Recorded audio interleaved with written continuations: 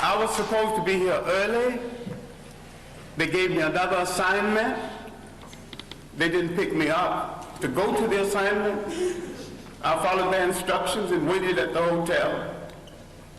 I would love to be here when I can be more fully in depth on this subject, because there's a whole lot of illusions about Africa's relationship with other people in the world.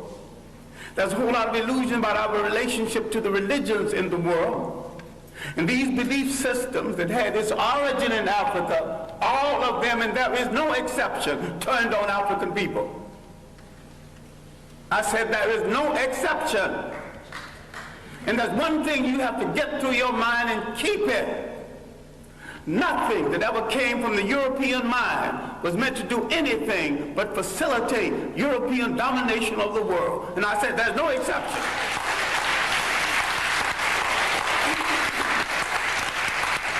Everything that was brought into this continent, everything, every idea, every so-called religion was meant to dominate and to control. The Arabs had no illusions about it. The Europeans had no illusions about it. You were the ones with the illusions.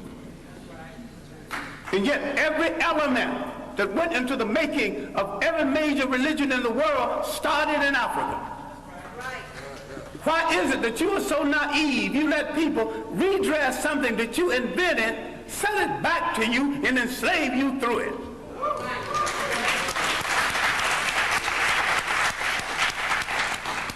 I'm saying that all organized present religions are male chauvinist murder cults.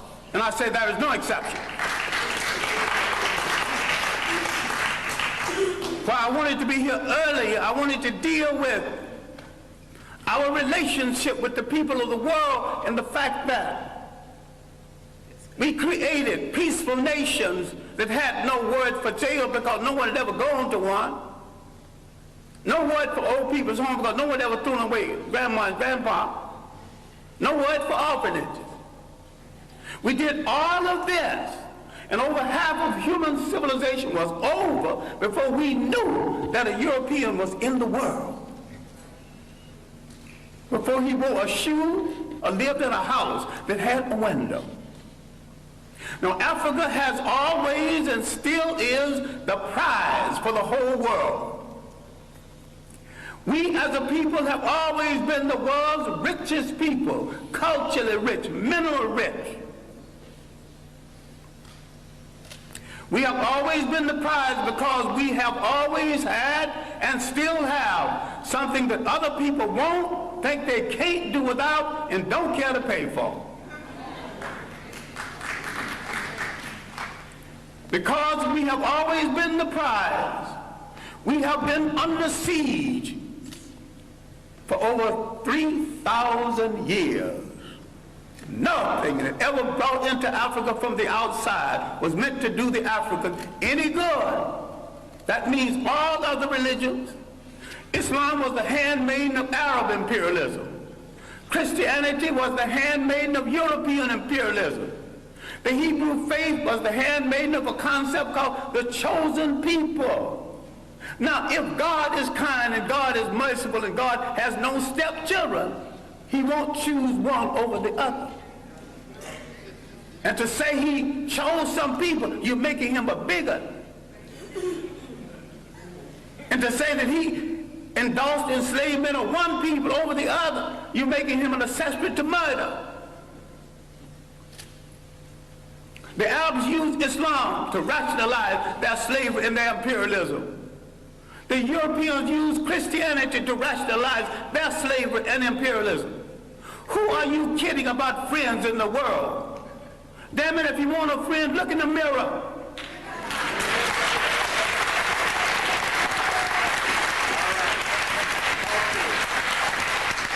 There's 1 billion African people on the face of this earth. Why are you buying third-rate junk from third-rate people thinking you can't make it? Why don't you at least make a safety pin to hold your child's diaper together? Teach. Who has programmed your mind into thinking you can't make a car? The first man that made a car, they had never seen one previously.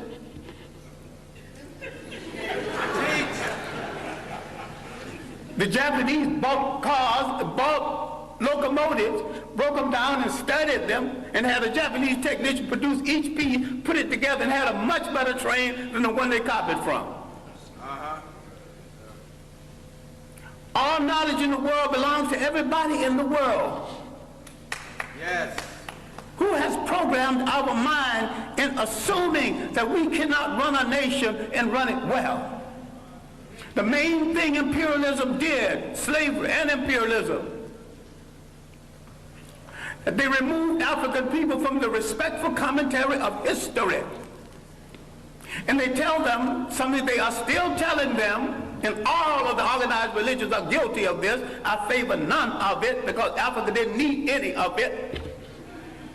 I'm saying that African belief systems, properly understood, is 10 times better than Judaism, Christianity, and Islam.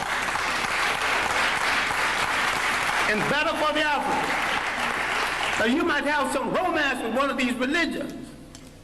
I have no romance with any of them. I have a romance with reality and truth. And the chips can fall where they may after I tell it. As for friends, you have had no friends. When they discovered you, they began to prey on you. Now let's look at our relationship with Western Asia, mistakenly called the Middle East. For 3,000 years, our greatest enemies came from Western Asia. They were trying to avenge the fact that they were once African colonies. You read a book called When Egypt Ruled the East, and you get some of the basic information on this. Now,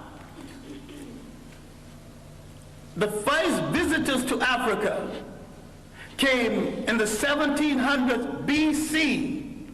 These were the people who would later be called Hebrews.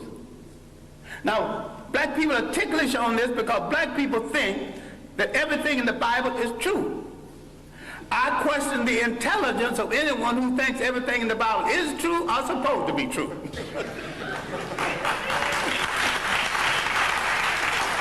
It's allegory, stories told to illustrate a point at a time when there were very few people reading books. And most of what went into the making of the Bible was copied from Egyptian texts. Now, if you want to get so dewy-eyed over the Bible, which is a carbon copy of a carbon copy, why don't you go back and read the original Egyptian text?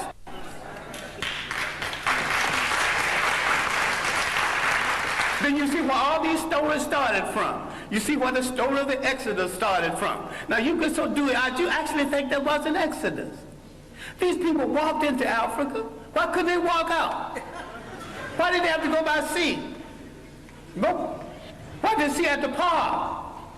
If you read Egyptian literature, you will discover that the whole story of somebody parting the sea started with about 3,000 years before the Hebrew entrance. I should not use the word Hebrew entrance, but the entrance from Western Asia. Now let's get one thing straight, because black people are confused about all religions.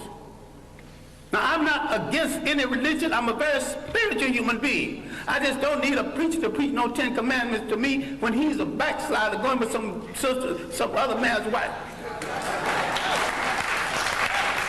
I'm intelligent enough to pick from the 10th commandment, not commandments anyway, but they were omissions of purity at the great school at Luxor, the great African training school.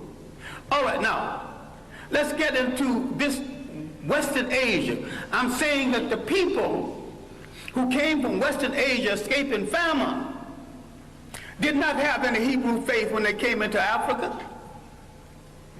And there's no record of a Hebrew faith before there.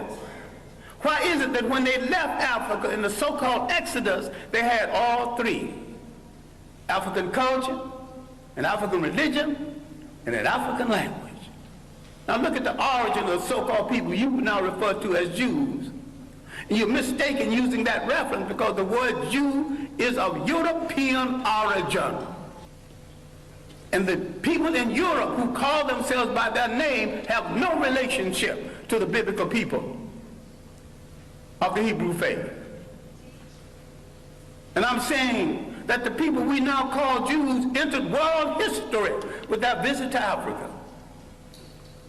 And when Africa was invaded, 1675 BC, instead of joining the Africans who had been their beneficiary and saved them from starvation, they joined the enemies of Africa. No one has ever returned any favors to us. As a people, we have always been hospitable to strangers, mostly the wrong strangers. And what we have to understand now, in the period of superior brainwashing, is there is no European answer for African problems. Either Africans find a solution to African problems, or there is no solution, and if you don't find a solution soon, you go back into slavery.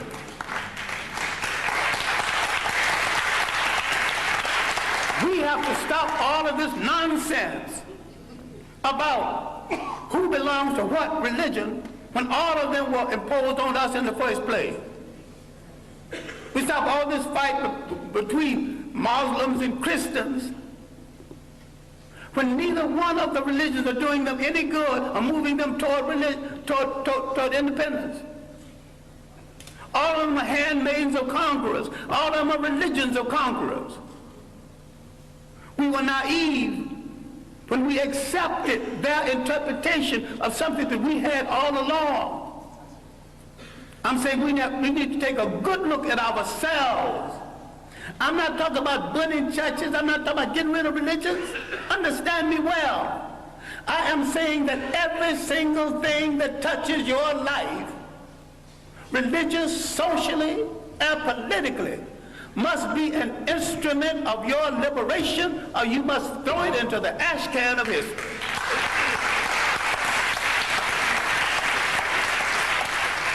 Develop a liberation Islam. Yes.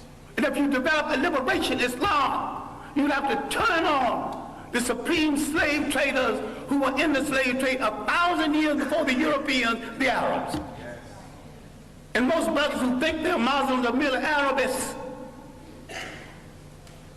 Forerunners, vanguards of Arab propaganda. The Arabs are not above joining the Jews against black people. In America, they're already doing it in Detroit. In America, they're already doing it in real estate. You got some dewy-eyed thing that you got a friend. I still ask you to look at that mirror. And if nothing staring back at you is friendly, then you've got no friend. But this is where you start friends. All right. I'm saying something which you need to reconsider.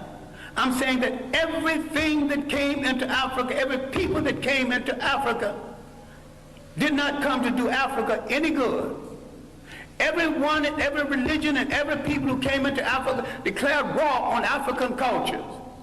They began the bastardization of African people, created confused mulatto who didn't know whether he'd be loyal to his mother's people or his father's people.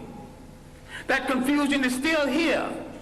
The fascination for the color of the conqueror and the fascination to go to bed with the conqueror.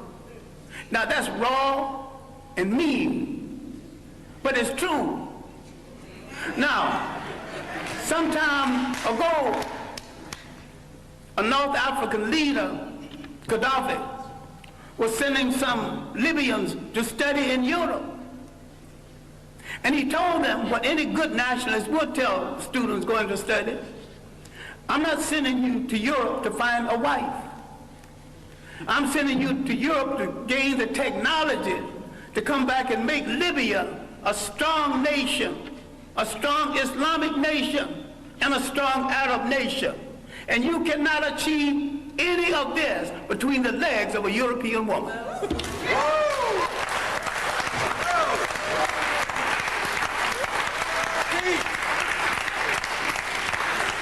When is somebody going to get strong enough to tell Africans going to school, you're going to come back home and pair up with a sister. But if you want to pair up over there, stay over there.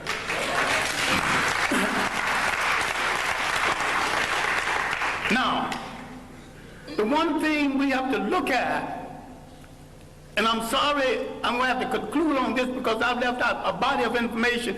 At the university, I teach an entire course, semester course, on Africa's relationship to other people. And I devote several semesters to Africa before Europe, the consequences of the coming of the Greeks, who stole a lot that they think is their culture, stole a lot that you think is Greek philosophy. We've been the victims of propaganda.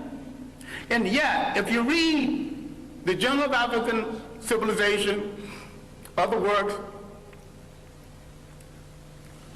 we have lived in Europe, we've lived in Asia, we've lived in the Americas. The African people have already proved that they can get along with different people, amalgamate their culture with different people without one hint of a war between us. People who come into Africa immediately declare war on African culture, standards of beauty, standards of conduct, and change the African concept of theirs so they can rule through him. This was true of the Greeks, who began the bastardization, again, the European bastardization of Africa. The Western Asians had begun it 3,000 years before that. The Romans, a bunch of well-dressed thugs who could write well but couldn't think, who borrowed practically everything. They laughed at the Africans' concept of Christianity. The African was practicing and not giving it a name. This is why you don't know nothing about the African origins of Christianity.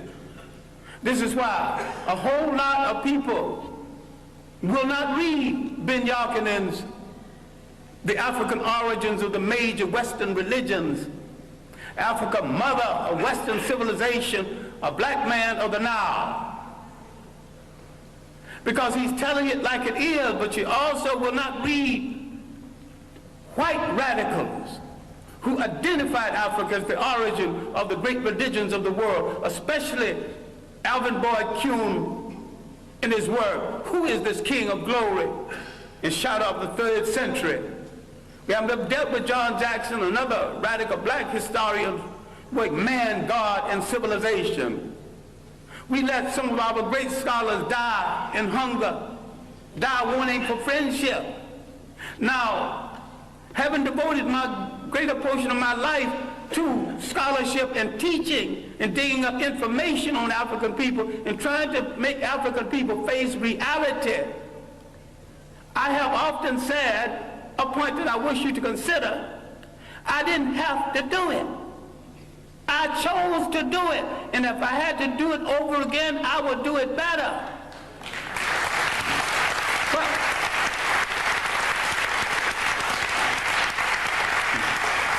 I have a lot of talent other than the talent to teach and to research.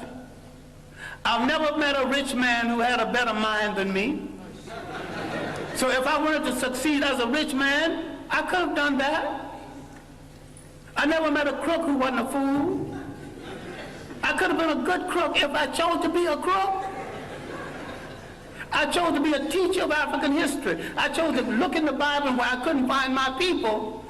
I started looking for them in the world, and I didn't stop until I found them. And I know why they are left out of the Bible. I know why all the angels are white. You mean to tell me God is merciful, God is kind, and not one little brown or black angel sneaked into heaven? I ain't buying that. Now the Bible that you get so dewy-eyed over is one of the greatest pieces of propaganda ever written. If you want to read the Bible, why don't you read the Bible one day and read Mein Kampf the next day and see the comparison? That's hard on your mind. Because you think if you don't have Christianity, Islam, or Judaism, you don't have that spirituality. I've got more spirituality after I put all of them down. And I've got more religion after I put all of them down. All right, now let me conclude something that has no conclusion. We have to look at the impact of Europeans on Africa. All impacts have been negative. The Romans laughed at the early African Christians. Finally, for political reasons, they stopped killing Christians and became Christians.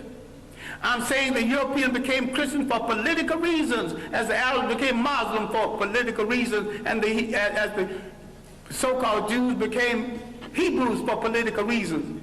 People use organizations for political reasons, and what we get so dewy-eyed and think we're dealing with the truth. If you look at indigenous African religion belief systems, if you look at the idea when Africans had no churches of any consequence because these fools came here and said, this is the house of God, and the African looked at that church and said, if God who made the wind, the spring, made the ocean roar, and you're going to tell me he can fit into a little thing you call a church? That is no house of God. So some Africans had the common sense enough to move away from it, and some had the common sense to burn it down. I'm saying that you're closer to God when the further away you get away from organized religions that are all handmaidens of conquest. The Roman Empire developed during the early period of Christianity. Remember, the Roman Empire started in Africa. It rose in Africa. It fell in Africa. A lot of people need to stop reading some religious books and read some straight history without fable, without supposition, without myth. Read straight history. Read the Mediterranean world in ancient times. She's a racist, bigger, but her chronology is good. And there's a good history of the European trying to move out of Europe into the Mediterranean to find something to eat, to put on that gosh darn awful European food. He has solved his problem at the expense of other people. The slave trade liberated Europe from the depressed economy they had created with the so-called Crusades and through the famines and the plagues. Europe always solves its problems by preying on people outside of Europe. They are in a position right now that they have betrayed true socialism, which was not of European origin in the first place. And some people are confused between Karl Marx and Groucho Marx. I think a lot of people are Groucho Marxism instead of Karl Marxism. They're funny people. And if you think that that system started in Europe, no system as humane as socialism could have started among a bunch of icebox people who prey on their brothers for their breakfast. Read Parman Colson's work, The History of the Modern World, especially the early chapters. Now, the evidence of Africans in the New World, the evidence of 1,000 years of civilization before slavery, all of this I'm not discussing because there is no time. But when the Romans disgraced themselves in the mismanagement of Christianity, they created a vacuum. Islam moved into that vacuum. The Africans thought that Islam would get the Romans off of their back. They were right. Islam got the Romans off of their back, and the Arabs jumped on their back, and they're still there, using Islam to justify it. Now, the African military man, because we are the greatest fighting machine in the face of the earth, if we ever discovered this, people are going to start running.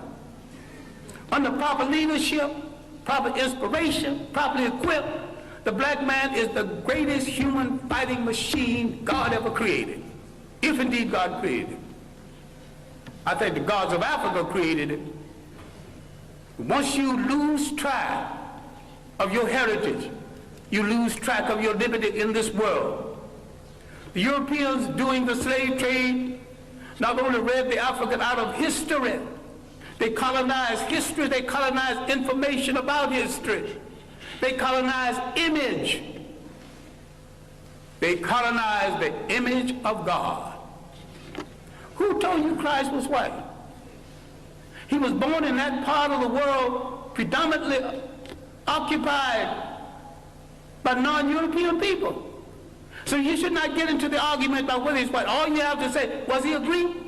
No. Was he a Roman? No. But these were the only people partially white in the area at the time. If he wasn't a Greek, he wasn't a Roman, he was one of those other people. You don't have to argue about the shades of color. So far as you're concerned, once you establish he was not a woman, he was not a Greek, your conversation is over.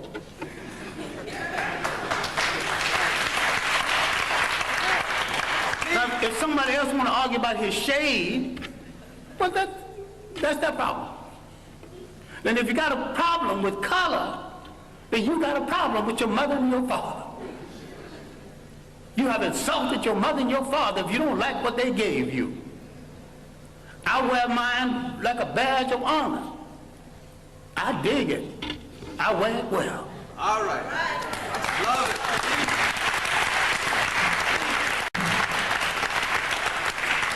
I'm saying in closing, and I am closing, that what you have to do is take a holistic look. Not only at your position in the world, but your potential in the world.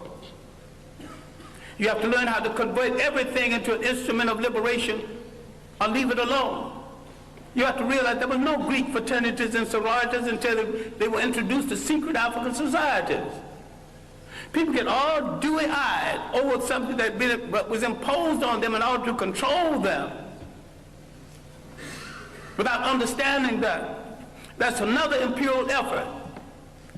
So it bothers me, and although I have good personal friends who are Muslim, that not a single Muslim scholar have dealt with that 1,000 years of African independence before slavery and how the Arabs from the north systematically destroyed these nations. It did not occur. 1591, from Morocco, an army was launched against these great independent nations in inner West Africa. These were great states, and because of poor communication between African and African, there was enough armies in these states to march down to the coast and to drive every slave trader into the sea. But the communication between African and African was so poor. Even today, the East Africa is not too clear about what's happening in West Africa. And nobody knows what's happening in North Africa because the conspiracy to hold on to Africa is happening in South Africa and in North Africa. So the whites in South Africa willing to play a part, and the pseudo-whites in North Africa willing to play a part. In all this world, you have no friends. But if there are a billion of you on the face of this earth scattered all over the world, what do you need with a friend other than yourself? Why can't you turn inward on yourself and say, I will wear no clothes I don't produce. Start with your underwear. I wear no shoes that's not made by a brother. You're creating a shoe factory, employment at once. Start buying airplanes, break them down and study them, and later on make airplanes. What this whole thing is about is the restoration of confidence. It has been the role of these handmaidens of colonialism to destroy your confidence in yourself. You don't believe that you can look like a god. You don't believe a black father in your home is to some extent a god. That doesn't make the black woman less than a goddess, because we produced the first human societies that recognized and respected the female god. We produced the first human society that said you can't be a king unless you got a queen. You can't be a god unless you got a goddess. So you can see all of these social ills that people are defending now, none of it started in our countries. I defy anyone alive, and those who want to come alive, come back and prove me, I invite them too, to show me one single case of sexual deviance or maladjustment any place on the African continent for the coming of foreigners.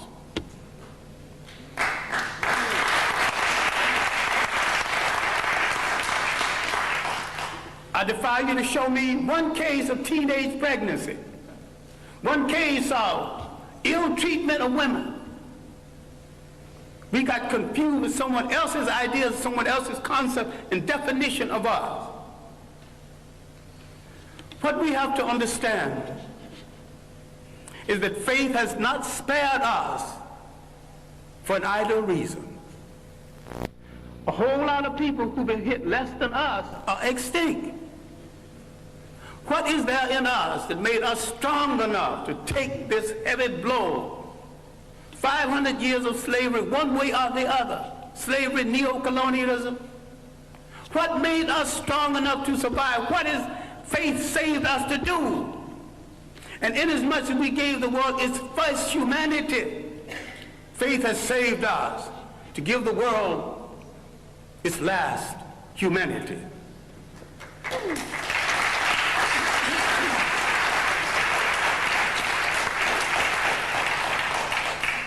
What we have to do is to believe it, to believe that we are worthy of it, and to believe that we are capable of it. What black studies should be about, what black religion should be about, is the restoration of the confidence.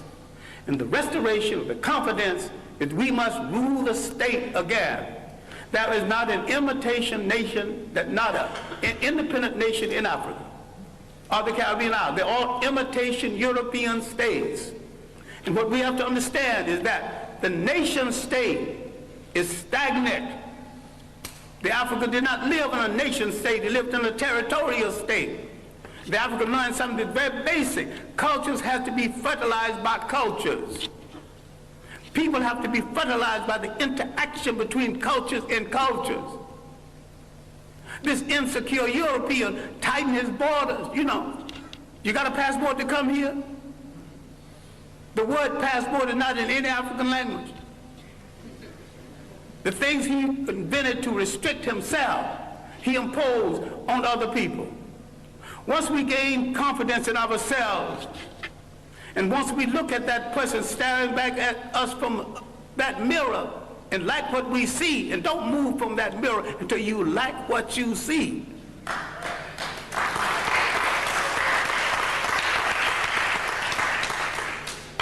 Then, in coordination with other African people throughout the world, we will give the world a new lease on life. We will turn to all of our people and not one part of them, because we came from a matrilineal society that respected women to the point the lineage came down to the female side.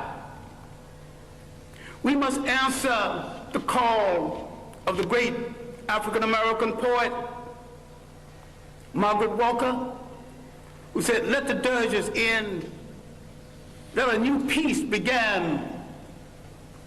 Let us write a new covenant for the freedom of ourselves in the world."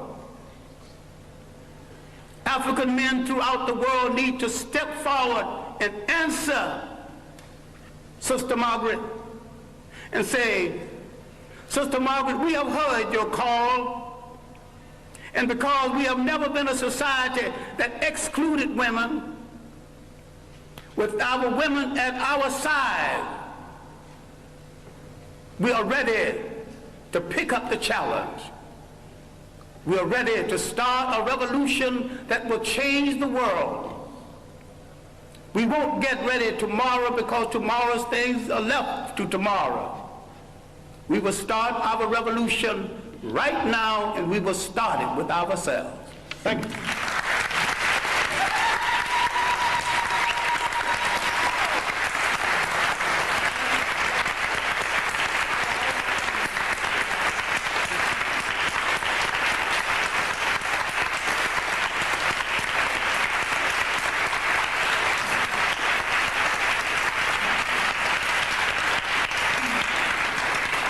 since we have run over our time.